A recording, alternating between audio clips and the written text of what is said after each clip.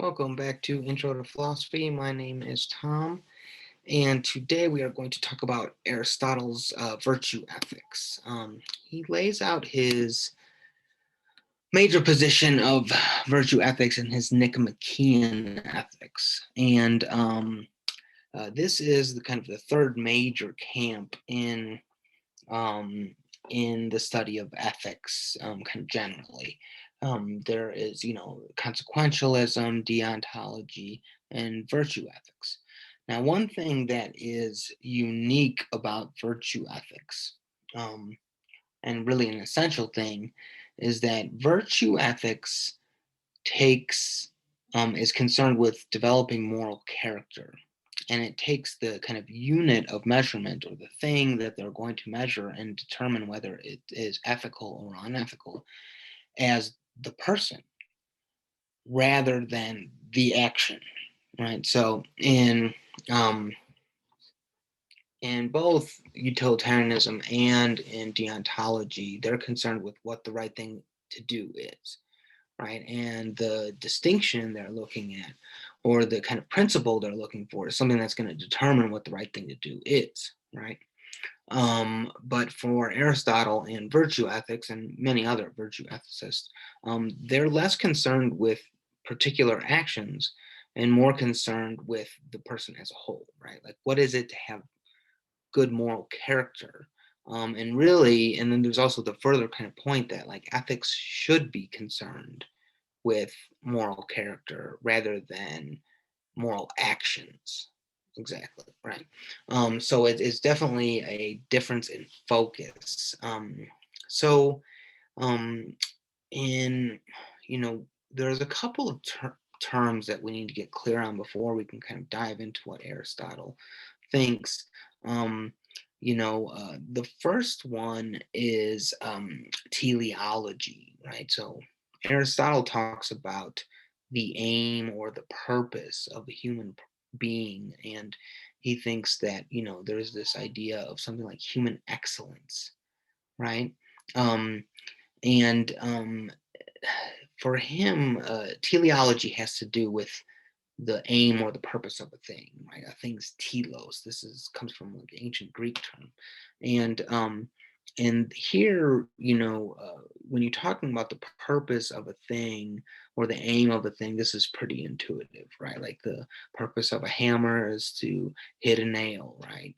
The purpose of a house is to provide shelter. The purpose of, an animal, I don't know, is to survive or something like this. And then, of course, when it comes to the purpose of a human being, it's a little bit more up in the air. But for Aristotle, he thinks there is some central aim to being a human. And he thinks that central aim is what's called eudaimonia. And this is an ancient Greek term, and it roughly translates as happiness. However, for Aristotle, and also just in ancient Greek, eudaimonia has a more specific meaning than the way we kind of think about happiness. Typically, when we think about happiness, we just think of feeling good, right? Something like that, right? So I eat a cheeseburger, it makes me happy. I watch TV, it makes me happy. I do all kinds of things that make me happy, and we tend to think about the kind of feeling you get from it, right? Or the mental state you have at that time. For Aristotle, eudaimonia really means more something like a kind of genuine satisfaction, right? The satisfaction of kind of doing doing the right thing, or the kind of pleasure you get out of accomplishing something or doing something that feels, I don't know, it seems like the right thing to be doing in your life, right? So the kind of happiness you get from having kids, or from buying a house, or graduating school, or something that's like a genuine accomplishment, right? It's not like the kind of happiness you get from like eating ice cream or something, right? That's not really what eudaimonia kind of speaks of. And eudaimonia has to do with you know achieving a kind of human excellence, right? And the kind of satisfaction you get in achieving that kind of human excellence, of fulfilling your purpose, reaching your telos, this kind of thing. Um, so so that's kind of the framework he's going to be working with in terms of moral character. What is it to have good moral character? Well, in general, it's going to be to reach your telos, or your aim, your purpose as a human being, and that means that you're going to achieve some degree of eudaimonia, right? Um, so, with that kind of framework, Aristotle also gives a kind of really interesting argument, I think, about why we should study ethics, right? Um, if something like eudaimonia and the idea of happiness is the kind of aim of being a human being, right? And it's not like happiness like pleasure, right? It's different. Then this seems to be the aim that's at root of all our activities, right? I mean, just think about anything that you do. It seems like it is centered around this idea of being happy, right? Like this kind of genuine happiness, right? Why do we go to school? Why do we work? Why do we hang out with friends? Why do we have families? Why do we, I don't know, have the arts? Why do we, all kinds of things, right? Even really, really mundane things like why do I unplug my sink or anything like this, right? It's all kind of geared towards like this aim, the central aim of happiness, right? Doing the good thing, right? Aiming at being a good person and having a good life, right? And so, if this is right, um, then Aristotle thinks that actually studying ethics is the most important thing we should study, because it really is the study of achieving happiness, right? Or achieving the central aim that all of our activities are centered around, right? And so he thinks really studying ethics is what we all should be doing, which is quite interesting considering that we rarely study ethics in today's society. Ethics is kind of like a very tangential um, uh, aspect of our lives in terms of actually critically engaging with ethics.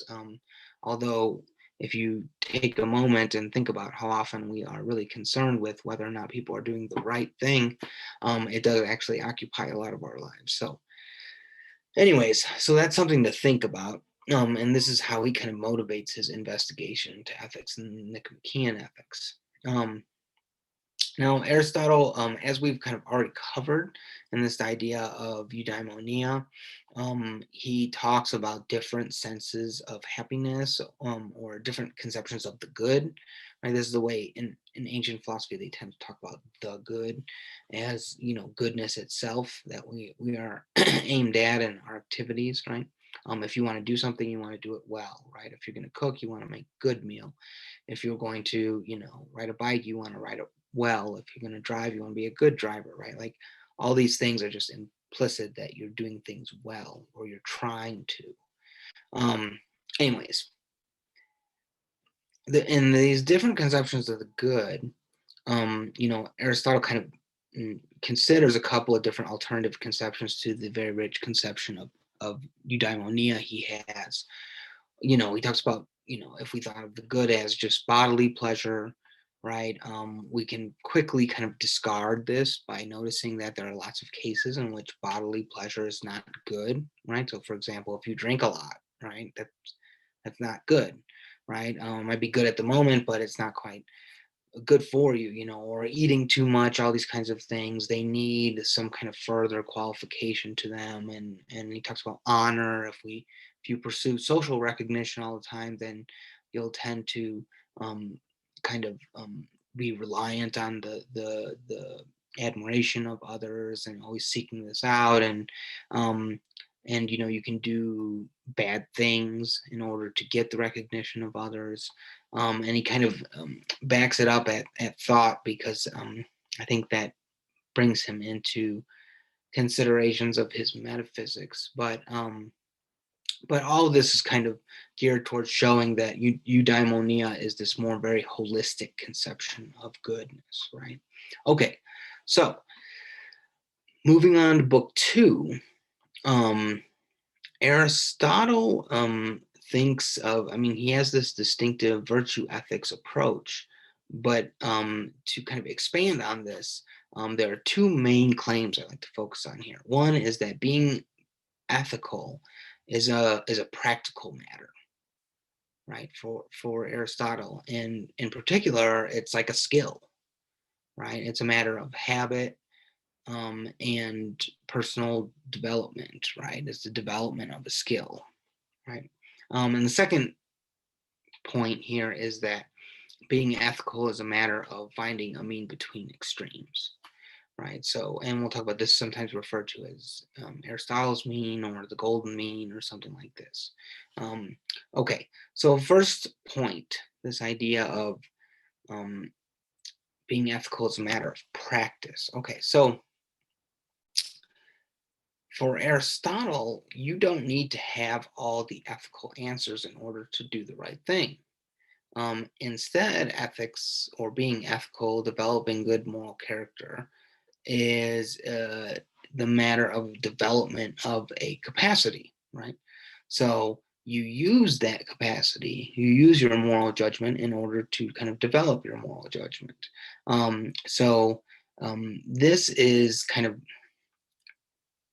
not a circular point. It's actually has to do with the kind of the way we understand skills as opposed to just making an inference based on a principle, right? So, I mean, just think of any skill you do, right? How do you get better at that skill? You exercise that skill, right? If you want to get good at playing guitar, what do you got to do? You got to play guitar, right?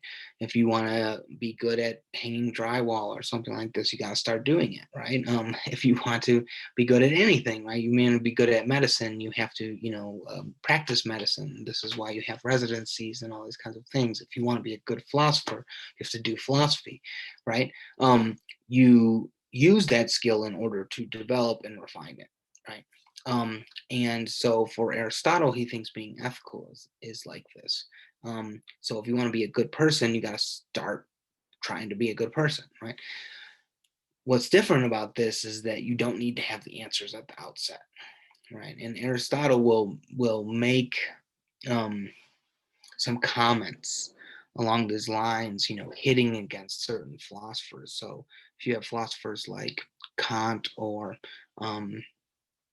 Mill who are really concerned with putting together the right principle, right?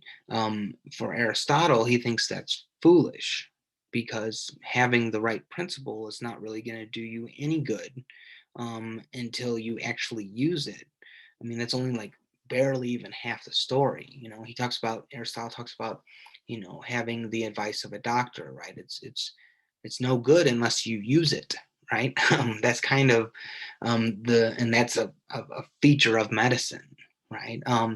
It's not just having doctors, people sitting around talking about what's healthy. It's about doing those things. And so he thinks the same thing in when it comes to being ethical, right? It is a matter of practicing. It's a matter of developing certain habits, doing it day in and day out until you kind of get better at being ethical. And for Aristotle, he also advocates for all kinds of things that would facilitate having a skill like this. He thinks that you need to have you have to be friends with people who are good. You have to have good people in your life who exemplify moral character. He advocates for like things like moral education and developing the right kind of emotional dispositions, right? All those kinds of things. It's a very holistic picture of what it is to be ethical. And I think the best analogy that I've found is the idea of health, right? Health is a practical matter, right? You have to achieve health. You can't just think about it and it happens, right? You need to do lots of things. You need to sleep well, you need to eat well, you need to exercise, you need to do all kinds of things, right? You have to have not so much stress and all kinds of things like this.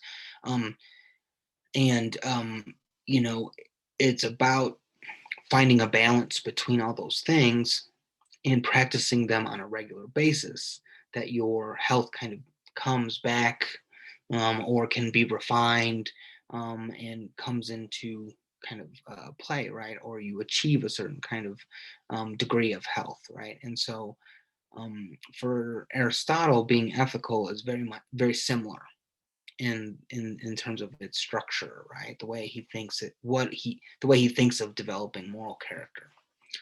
So now the second point here has to do with this balance, right? So, this idea of Aristotle's mean is that he thinks that the virtues um, are a balance between extremes, a balance between the extremes of excess and deficiency, right? So, and really having good moral character is finding this mean, this middle road in your life.